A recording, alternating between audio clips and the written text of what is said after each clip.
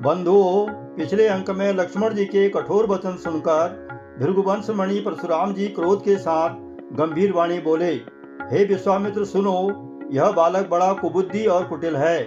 काल के बस होकर यह अपने कुल का घातक बन रहा है। यह सूर्यवंश रूपी पूर्ण चंद्र का कलंक है।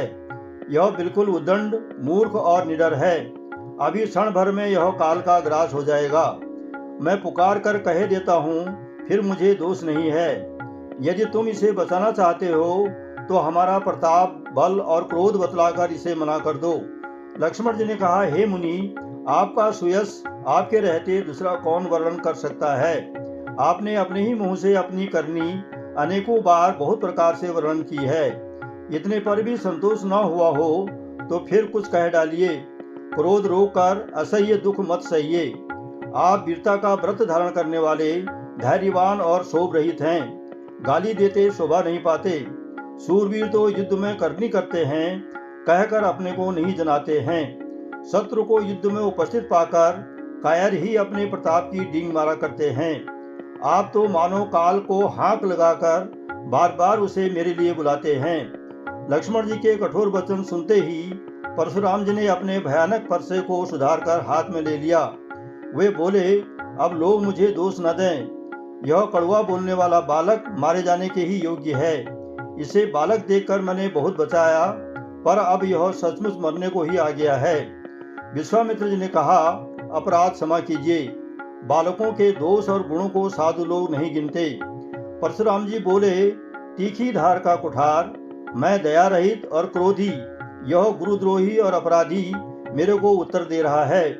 इतने पर भी हे विश्वामित्र, केवल तुम्हारे प्रेम के कारण मैं इसे बिना मारे छोड़ रहा हूँ, नहीं तो इसे इस कठोर कुठार से काटकर थोड़े ही परिश्रम से गुरु के ऋण हो जाता।